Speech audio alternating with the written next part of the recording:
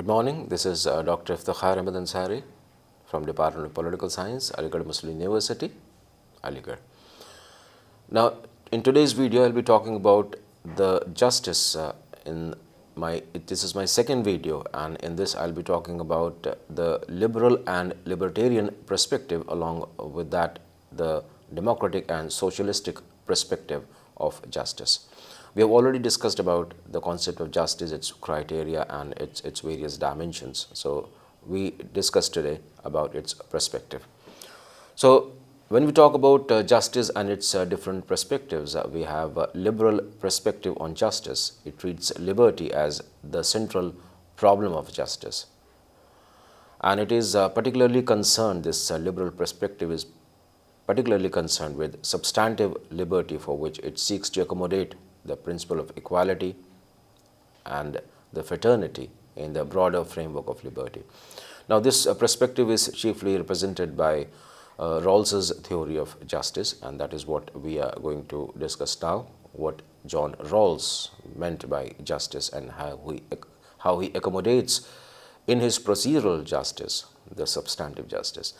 So Rawls, a contemporary American philosopher, in his celebrated work A Theory of Justice 1971, has pointed out that a good society is characterized by a number of virtues, and justice is the first virtue of a good society. So in other words, justice is a necessity, and it's a necessary but not a sufficient condition of a good society. So those who argue that justice should not be allowed to come in the way of social advancement and progress, they run the risk of causing the moral degradation of society. So for Rawls, the problem of justice is that of the problem of distribution. So according to Rawls, the problem of justice consists in ensuring a just distribution of primary goods. Now, goods are those achievements of an individual which they achieve by dint of their hard work and other means. Now, this includes also conferring on them certain rights and certain liberties. So powers and opportunities, income and wealth, or a means of self-respect, and so on. So all these constitute primary goods. So Rawls has described his theory as the theory of pure procedural justice.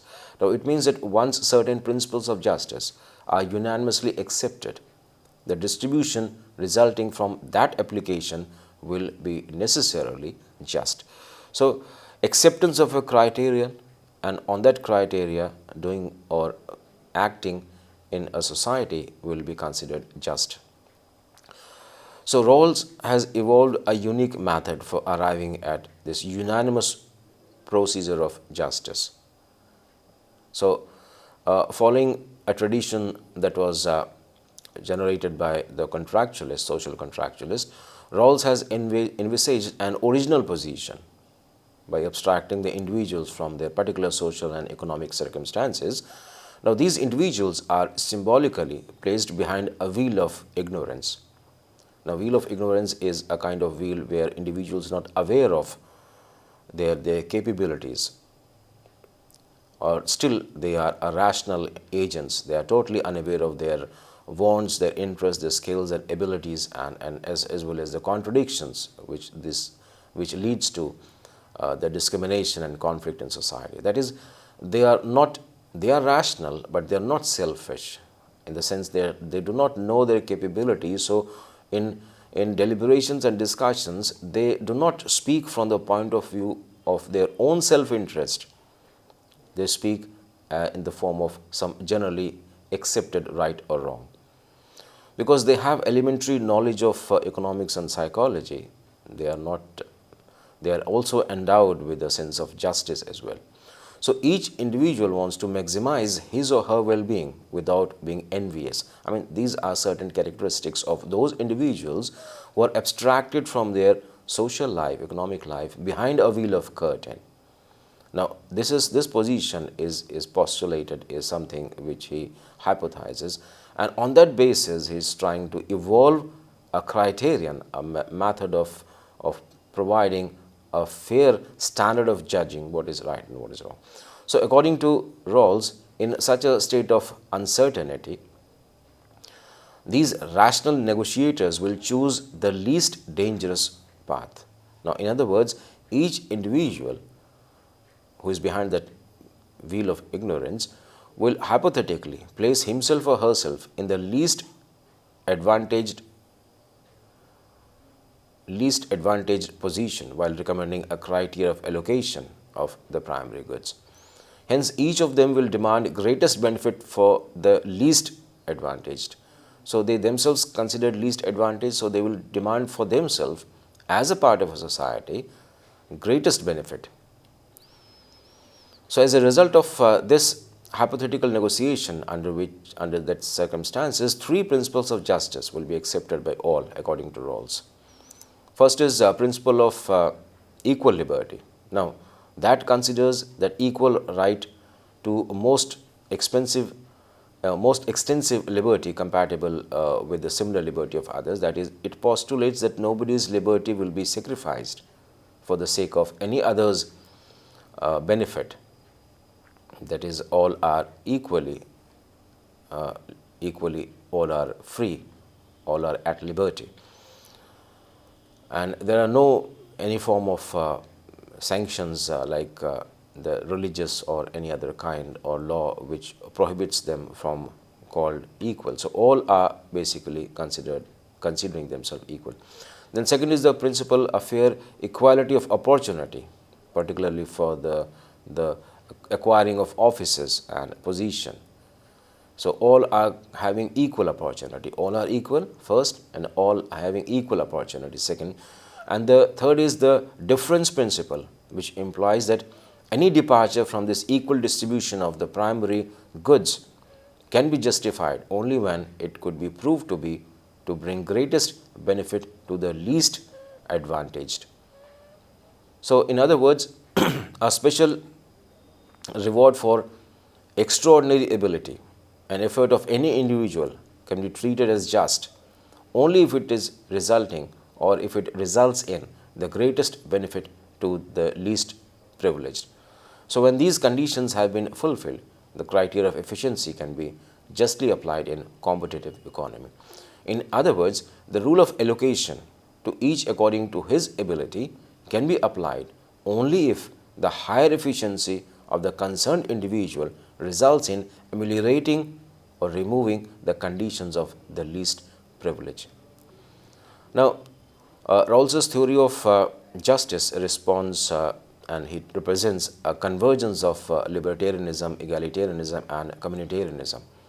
Now, Rawls is libertarian because his concept of men negotiating in the original position, this envisages that those who are trying to maximize their self-interest are the ones who are individuals. So, it conforms to the libertarian point of view. And Rawls is egalitarian because he concedes equal liberty for all. And further, he insists that social economic inequalities can be allowed only if they satisfy the condition of fair equality of opportunity for all. Now, the question here arises, why should the meritorious accommodate the interest of the least advantaged? Now, here Rawls invokes the principle of a chain connection operating between different individuals. That is, more meritorious enjoy the benefit of the merit in association with the least meritorious alone. So, a chain is no longer stronger than its weakest link. So, Rawls shows that society can be strengthened by strengthening its weakest part successively or successfully. So, its weakest part here is that the disadvantaged one. So, Rawls discovered a method for making procedural justice an instrument of meeting the requirement of the social justice. Now, if we take the views of libertarian, here we talk about Nozick's justice. So, libertarian perspective on justice also treats liberty of the individual as its central problem, but it focuses on formal liberty and insists on minimum role of the state in economic activities of individual. It regards the right to property as an important ingredient of individual liberty, and it is largely opposed to the idea of welfare state. Now, this perspective, which has been given by Nozick, who is an American philosopher, And in his Anarchy, State and Utopia, that is the book he wrote in 1974, he sought to advance an alternative to Rawls's theory of justice. Whereas Rawls sought to moderate his libertarianism by a modicum of egalitarianism and communitarianism, Nozick adheres to libertarianism in its purest form. If Rawls is known as liberal left, then egalitarian, that is, here Nozick may be regarded as the liberal right, or libertarian who is committed to laissez-faire or kind of a night watchman state. Now, he ridicules the Rawls's distributive method of goods in society. Now, Nozick elaborates different modes of acquisition of goods and entitlements by different individuals, and he says like there are three ways of doing that. That is, individuals acquire their entitlements through their selves, that is their bodies, their brain, their cell. They have absolute right over them. So individual is free to use his limbs and brain to do whatever he likes. So that's how, by doing that, he acquires certain property or certain entitlements. Then there is a natural world, that is the land, water resources, minerals. Individuals may acquire a bit of natural world through several methods and may become entitled to their use as they like. So this is precisely the area where principle of entitlements are required to be determined according to the logic. And the third way people make entitlements is through applying themselves to the natural world, that is the agriculture, industrial products, etc.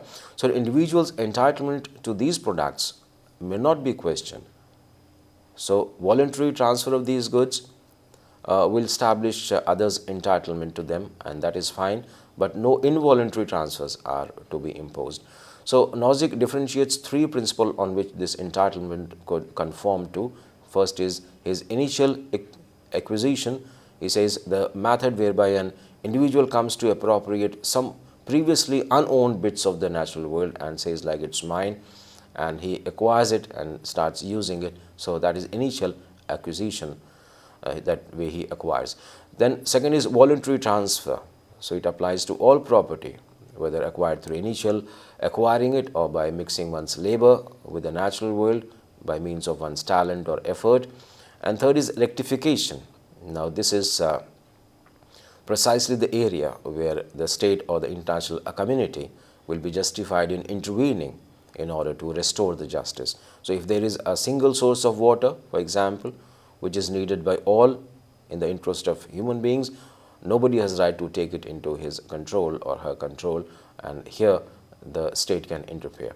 So what Nozick claims is he is claiming to discover the principle of justice for all human beings, but we can understand his biasness, which is quite clear here, because he is out and out champion of a competitive market society which favors the rich and the resourceful.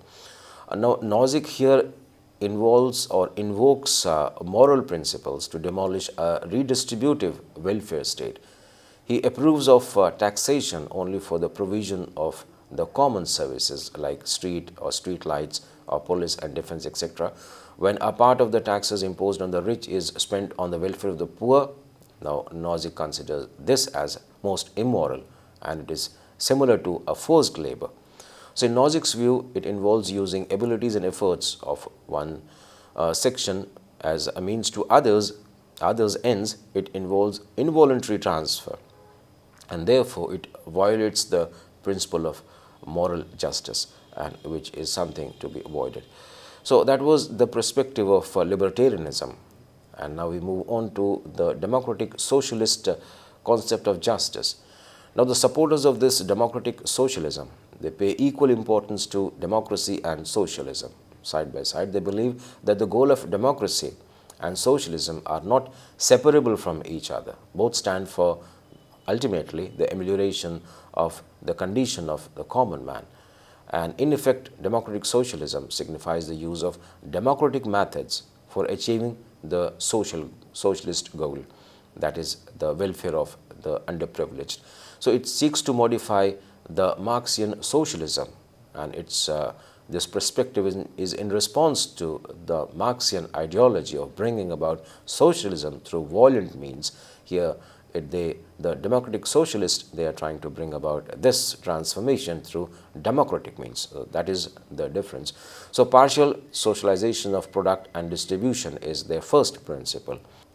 Democratic socialists hold that socialism does not require wholesale socialization of means of production and distribution. Instead, if some essential means of production or distribution are placed under state control and state ownership, that is something it's fine. So what they say is the supply of essential goods and services for the bulk of the population, that can something be socialized. Now, this would be a substantial achievement in the direction of socialism. So, democratic socialists seek to expand the goal of socialism. They insist that the socialist program should not be confined to the satisfying merely the material needs of human beings. It should also take care of other moral, intellectual and emotional needs, so as to ensure a fuller development of the personality of each individual. Hence, what they conceive is that the state should take care of not only of the food, clothing and shelter, the basic necessities of individuals and the masses together, but also of their education, entertainment, art and culture. So for that, they talk about freedom of thought and expression.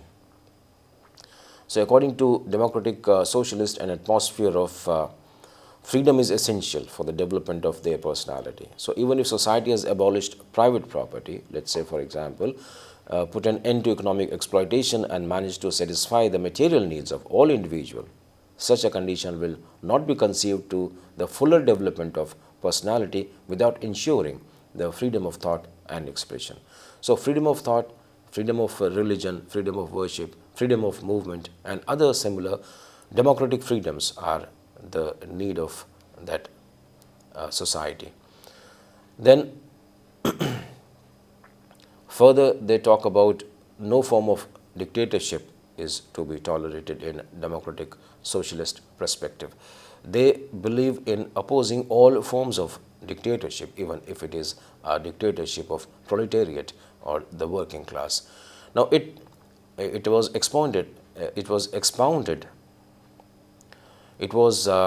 given by Karl Marx, the theory of socialism, wherein the dictatorship of proletariats was permitted to overthrow the capitalist society. But here, the dictatorship of any kind, according to this perspective, leads to a suppression of personality, and it hence not conducive to human happiness.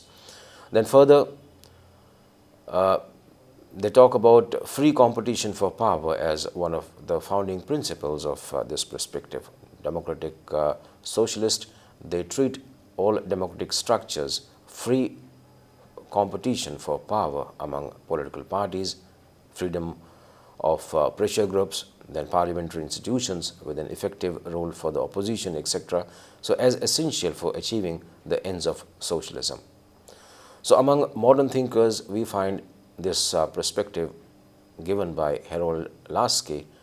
He has made important contribution to the theory and practice of democratic socialism, and Lasky has in fact sought to combine the ends of socialism with the democratic methods of liberalism.